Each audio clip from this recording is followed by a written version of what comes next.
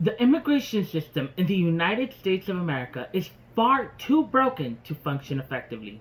We are turning away many immigrants who are willing to enter our country legally and who are running away from prosecution and hardships.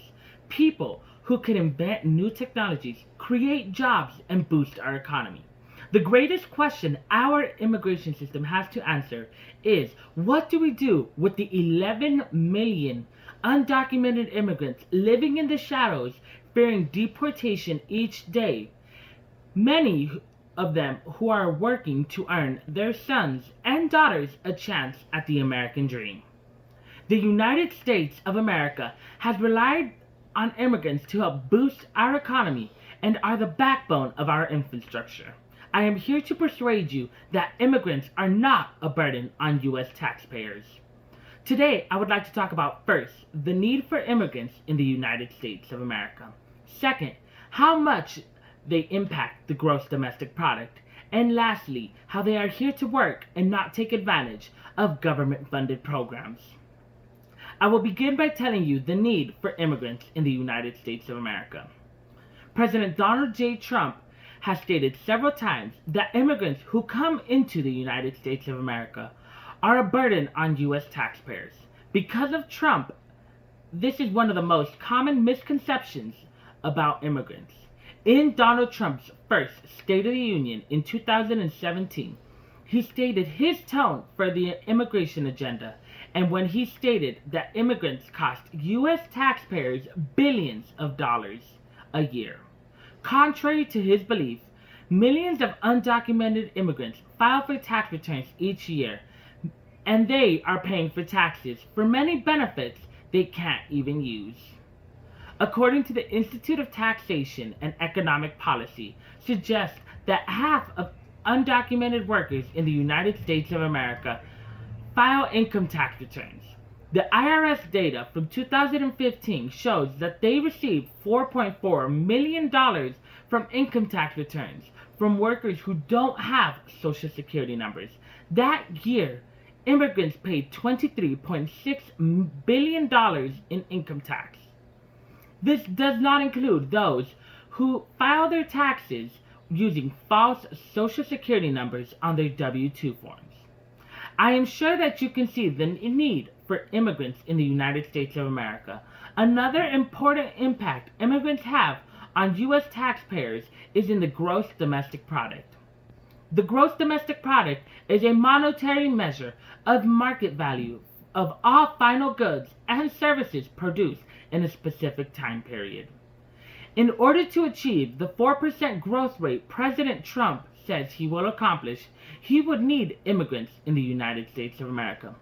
If he would like to accomplish this 4% growth, he would need to allow entry to a minimum of 8 million immigrants yearly to reach this growth in the year 2030.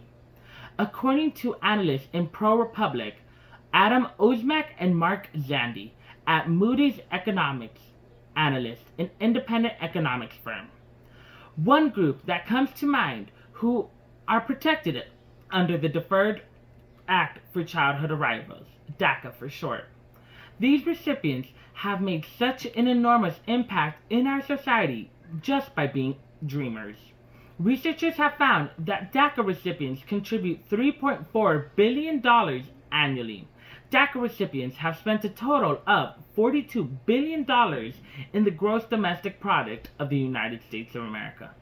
Now that you see how great of an impact immigrants have on the United States gross domestic product, let me show you how immigrants don't take advantage of welfare programs. Another major misbelief about immigrants is that they come to the United States of America just to enroll in federal and state programs like Supplemental Nutrition Assistance Program, Medicaid, Supplemental Security Income. This is untrue because immigrants do not qualify for Medicare and aren't eligible for the Federal Affordable Care Act subsidies. and generally cannot enroll in Medicaid, which provides coverage for low-income people. Even those who have become legal residents or green card holders have to wait 5 years before they can apply for any of these programs. President Donald J. Trump has changed the immigration policy so that he could discourage eligible immigrants from signing up. Since immigrants think they are not eligible, they won't even attempt of signing up, which leads them to pay expensive medical bills. As you can see, immigrants are crucial for the growth of the United States of America. In conclusion, we should stop portraying immigrants as a financial burden on our economy and as a freeloader that is taking advantage of the United States of America, and start thinking about them as our future to make America better. Immigrants help boost our wages in the middle class. They don't benefit from welfare programs, help us pay by paying taxes, and they are also helping create diversity in our country. These are only a few ways that they are helping the United States be a better place.